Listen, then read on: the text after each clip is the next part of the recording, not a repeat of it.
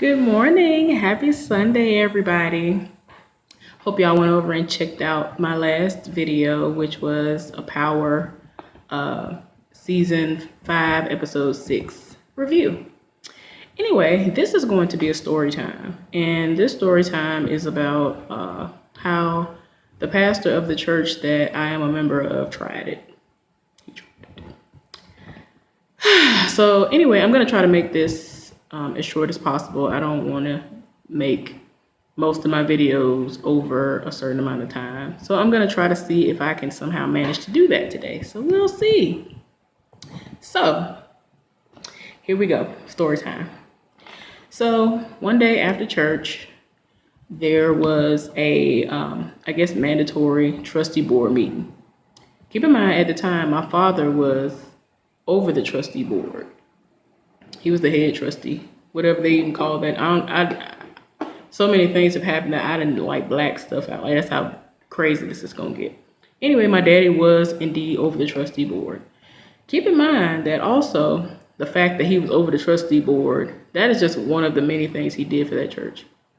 He actually was one of the main people who would unlock the church on Sunday mornings, then go back home. Like, granted, we did live like 2-3 minutes away from the church, but still he would get up, go do that. He would actually at times be the one who was cutting the grass at the church. When the church was upgraded, my father actually had his hands on the church building things. Like, he actually can, build things from scratch, like for real. Houses, all that stuff. He does stuff for cars and all that stuff too. And even at one point in time, he was cleaning certain parts of the church on Sundays. And granted, if there was some sort of a wedding or a funeral or some kind of event that was happening during the week, sometimes he would come in and do stuff and clean the church for that as well. So my daddy did several things, whether he was paid or basically did it for almost free or free. A lot of times he did a lot of stuff for free. A lot of time was spent there for free. So anyway, one day after church, the pastor called for some sort of I guess it was an emergency trustee board meeting. And it's normal for them to have trustee board meetings, and so I was kind of confused why they had a random one. I think they had already just had one not too long ago. But they had an emergency one, so I'm like, oh, I want to know what this is about. I wonder if my dad would be able to talk about this when he get home. And so at this time, I think I was old enough that I was driving, but at this time, I was driving my mother to church in her car. And it would be myself, my sister, my brother, and her. We'd get ready to go to church. And we would do separate vehicles.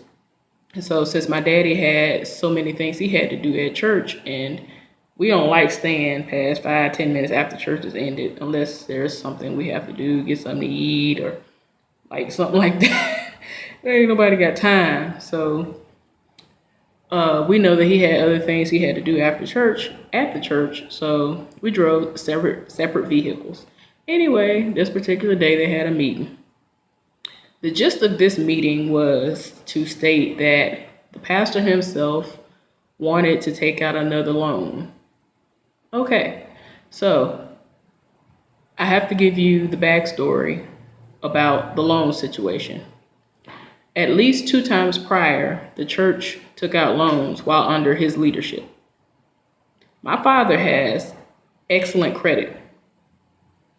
I guess the pastor doesn't, whatever, I don't know. Anyway, they're trying to figure out, I think at first, genuinely, it was a sense of, oh, we need these renovations done to the church, or we got to pay this major bill because this came up. Like, there are so many intricate details that go into the financial aspect of the church that I just cannot.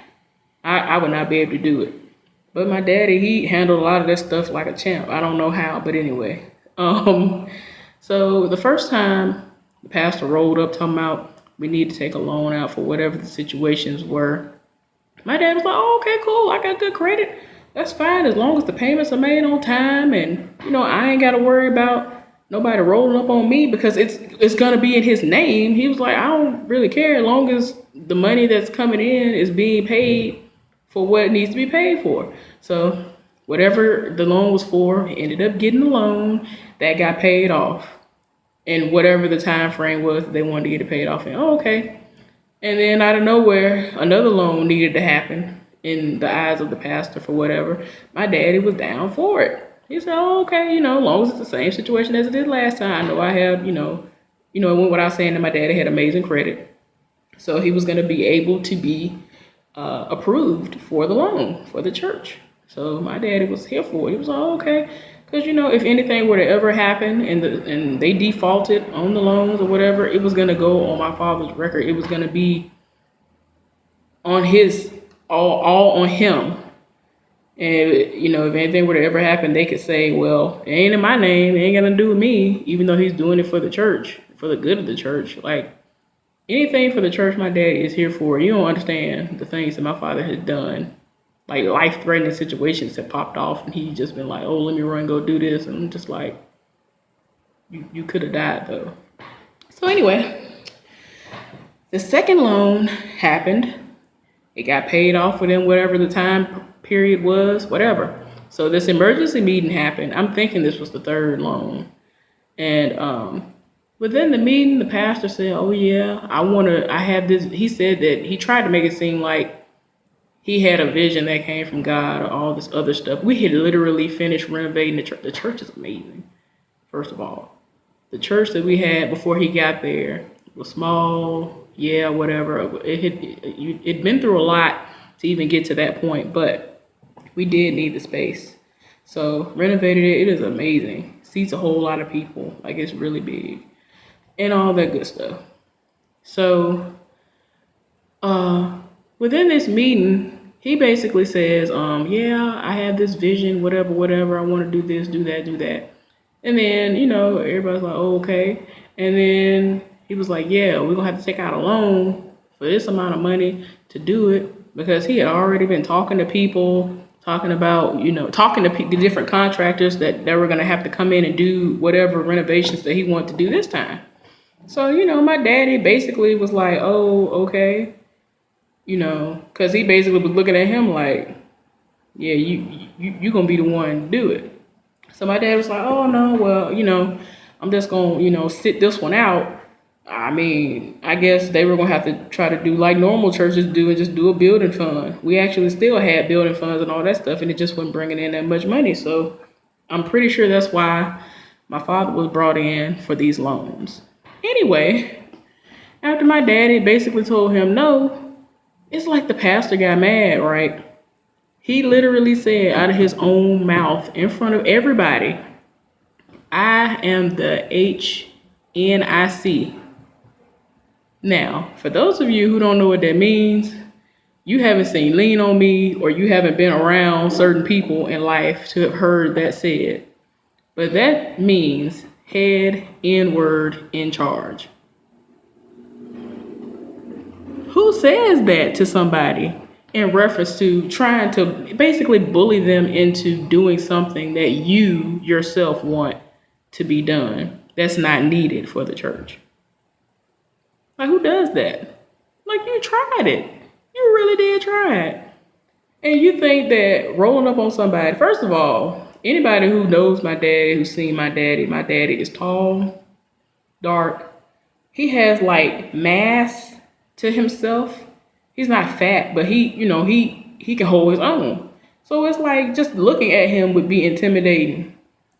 And in comparison to him, especially. And it's like, why are you trying my daddy, first of all, in front of all these people? And second of all, who are you to think that you could just snap your fingers and everything is going to be done? Granted, my father in the past, like I said before, he would sit up there and basically that's what would happen. He would snap his fingers and whatever needed to be done would happen at the hands of my father, no matter what it was. Like, prime example is one time, this particular time, Hurricane Katrina happened. Yeah, we were not in Louisiana, but they had to call for state of emergency for the state of Alabama as well. And Hurricane Katrina literally happened. And after the winds died down a good amount, I'm talking about it literally just passed over. Oops. It literally passed over everything. Pastor come calling our house or my daddy's cell phone and was like, can you go down to the church and make sure everything all right?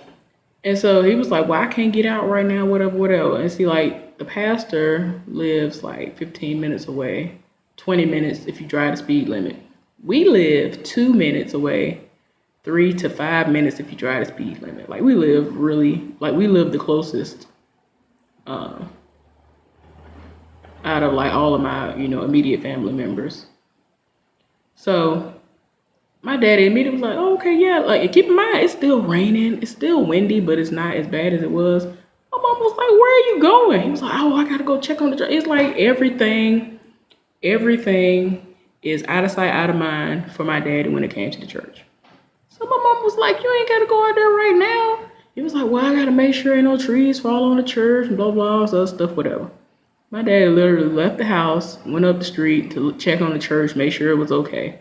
So then he reported back to the pastor, let him know everything was okay. That's just one of the many things my daddy does. My daddy drops everything for the church. Anyway, so back to the meeting, trustee meeting. So he just sat up here in the meeting and straight up told everybody in front of my daddy, to my daddy's face, I'm the HNIC. Who says that? When my daddy came home and told us this, I was livid. I was just like, what? Like, I cannot even comprehend, because at first what happened was my daddy came home and he didn't look like he normally looked, because my daddy is like I'm basically like a carbon copy of my daddy. Normally you can look at me and tell how I feel. My daddy normally come in and be happy and he'll say something, be like, hey, what y'all doing in here? What y'all eating for dinner or whatever? Especially since that meeting was so long. Like, that, my daddy was there for like 2 hours, I guess. And I mean, apparently it had been a big argument, like to the point of where people were setting it off. So anyway, what happened was my daddy went straight to the bedroom where my mama was, and my mama was like, what happened? And so, for me, even though I could clearly hear, I've always been the type of person. I'm like, okay, that ain't my business. They ain't got nothing to say. They ain't got nothing to do with me. So let me divert my attention elsewhere so I don't hear what's going on. So then my daddy is louder. And my mama was like, what? What are you talking? Like, my mama is literally going off. And I'm like, what in the world? Like, I'm very confused. So then it was so bad. Like, that's how I knew it was bad. When we were younger, when things happened, my parents kept it from us. We didn't know things. Like, I had cousins. Like, the things that kids shouldn't even know, my cousins would know. And then we would grow up, and then I would randomly find out about whatever it was. And then my cousins would be like, why didn't you know that? We knew that since we were this age. And I'm like, how do y'all know this stuff? Like, it's stuff that really, in all honesty, grown people should be the only ones who are aware of, but they would know. And I'm just like, that's crazy. But whatever. So anyway, I don't know what's going on, but the police are setting it off right now. But anyway, so this meeting happened, and apparently, like, it was so bad that this one time in life, even though we were of age, like old enough to comprehend and be able to, if something happened, you know how it is, especially in a black household. Whatever happens in here, you don't go out there and tell nobody our business and all this other stuff. So whatever. So the door room opens and they assemble us in the living room and proceed to tell us what happened. And I'm just really sitting there dumbfounded, like, you have to be joking. Who says that to somebody? And, at this time, I didn't know my daddy was doing the loans and all that stuff for the church like that. Like, I was just like... And, I mean, I figured that he had great credit anyway because they had credit cards and they weren't really used. And when they were used, it was extreme emergencies. So... even though my father was basically working poor and we had moments where we didn't have nothing, like heat was not on, it was rough at times. And he had a great job working for the state of Alabama before he retired, but had moments he had to take care of 4 people and then himself, so 5 people. You got to take care of us. All of us were on his insurance and all that. Nobody had no extra money for nothing really. So told us what was said, first of all. And then like arguments ensued, and apparently the pastor tried to motion and act as if he was gonna try to fight my dad. And it's like, how you gonna try to fight somebody over something that's not yours to worry about? If anything were to ever go wrong, you would not be the one left holding the bag. My daddy would be. So why are you sitting up here acting like you are so mad and distraught that someone has declined to help in a situation that's not even needed, from what I was told? It's like, you're mad why though? I don't understand what you're mad for. And then you want to sit up here and try to make it seem like you're God, talking about I'm the HNIC. Why are we saying that? Why? Who does that? I don't understand. Apparently you do, but I'm just saying, where we do that at? I don't understand. Where y'all do that at? It's just dumb. So after that happened, and we were told that all this drama popped off, my daddy said, I'm not going back there. I officially said I was done. I resigned as the trustee. I don't even know why I can't think of the name of what it is, but he was over the trustee board. He resigned from that position, turned in his key to the church, did everything. Everything was over and done with. No more business, no more nothing, no more ties to the church. My daddy sat there and told us the only way I'm stepping foot in that church is if there is a funeral that I have to attend or a wedding that I have to attend. Otherwise, I'm not going. And it was so crazy because at first we didn't go back there, like none of us. Like my mama was like, look, this first week we ain't going to nobody's church. Like we just need time to kind of like get over the fact that this foolishness really just popped off. Like really, you supposed to be holy, ordained by God and all this other stuff. Like I'm not even gonna lie, after that happened, I had a moment where I was kind of like, is God real? Like, are these people just really sitting up here just taking advantage of the members of the church, the people who really are being dedicated and benefiting and trying to make us think they're saving souls when they're really out here just getting their pockets fat? Every time I look up, he had another vehicle, and it's like, you got all these nice vehicles and doing what you do and, you know, whatever. Like, I ain't even got into the cheating scandal. He was out here cheating on the person who he's now, cheating with the person who he's now married to. And, I mean, some tea that some people might not even know. One of my aunts was fighting somebody. It was either over my uncle or over him or both. Like it was too much. Like it was a lot. And I'm just like, this is all ridiculous. Like for no reason. Like why are we doing this? Like I cannot. Like in all seriousness, like we did not really actively go to church for like 6 months. Like I really felt like something died on the inside of me because I've been going to church since birth. Since my mother first took me into a church after she gave birth to me was how long I had been going to church.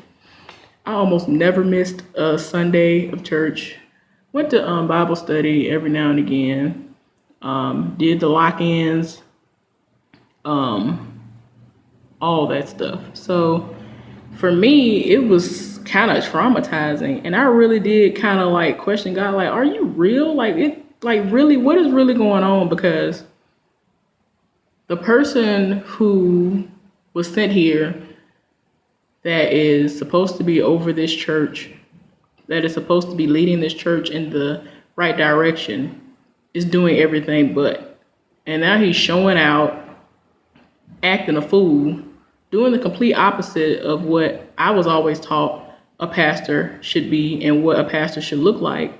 So for me, I really was in a dark place of not understanding what was really going on and if everything that I had been taught my whole life was a lie or not. So I had to go through a lot to get to a point where I was like, you know, even my mama, she said something and it clicked inside of me, and then I, you know, started by reading the Bible and I did come to that realization that everybody is not the same and that there are a few people who are real ministers out there, who really are out there, who really are trying to save souls, who really do care about the upbuilding of the church and what happens to the church and the people within. So, like I said, after that happened, I tuned out. I was all the way done. I did still listen to gospel music. I get my entire life from gospel music. Certain hymns. I really do enjoy certain hymns, but we didn't go there for a while. And it was funny because when we finally did go back, the pastor made it seem like we were new members, and he said it all the way up. Hey, how y'all doing? Shaking our hands. So my mama looked at him sideways. I was like, Mom, please don't cuss this man out in the church house. Please don't do it. Because my mama, when you talk about a backbone, my daddy don't need no help, granted. But if anything, if my mama feel like something need to be said, my mama will read down and keep going like it ain't nothing. So it was just to the point, he just would do extra stuff, and then he knew he was wrong, and he tried to roll up on my mama, was like, please tell, my daddy's name, please tell him that I'm sorry, whatever, we really would like to have him back and all this other stuff. My mom was like, I'm pretty sure that ain't gonna happen, so you might as well just hang that up now. No, bruh, that's not how we roll, that's not how it go, nah. So my daddy kept his promise. He was done. I think his membership is still there or whatever, but he literally only goes when there is a funeral that just so happens to be there, or a wedding that he actually wants to attend that just so happens to be there. So he don't go. It had gotten to a point where I would go there only when my uncle, who is now deceased, who also was a minister and he did music and all this other stuff too, I would go with him to various churches that he would go to. I literally would leave my house past a church that, like I said, is 2 to 5 minutes at the most away. I would drive 30, 45 minutes one way to meet him at his house, and then go with him an hour one way sometimes to a whole nother church. That's how bad it was for me. I still had my moments of when I would go there, I would be like, and I shouldn't feel like that at all. I am still a believer. I still have moments where I do question a lot of things because I'm just a naturally curious person. I'm very inquisitive anyway. Anything that seems too good to be true, or something that seems like, well, that don't make no sense to me. Can you explain? I have literally asked people who have studied the Bible, certain things that I've seen and read or whatever, could they explain why this situation happened, and they can't. And it's I always come up with questions all the time, and people don't know what to say to me. So, I'm not one of those people where I am so deep into Christianity that if I see somebody of another denomination or of another religion, that I would shut them out. There are just some people who I know are very extreme in what they do, and it gets to a point where it's not even about what you are supposed to be embracing, celebrating, so to speak, studying, and actually going out into the world and teaching other people. So, for me, I even have atheist friends, and it's kind of hard at times because I know what I'm supposed to talk to them about, and I do, and they're kind of looking at me but no. And it's all because of situations like this. That's kind of why I wanted to talk about this, because there have been so many instances where people were shunned for whatever reason, or just simply tried. My daddy was minding his business at the meeting, and then he got attacked because he was like, no, I don't want to do, put my name on no loan no more. Who gets mad like that? So yeah, for me, if it were up to me, I would never ever in life set foot in there again.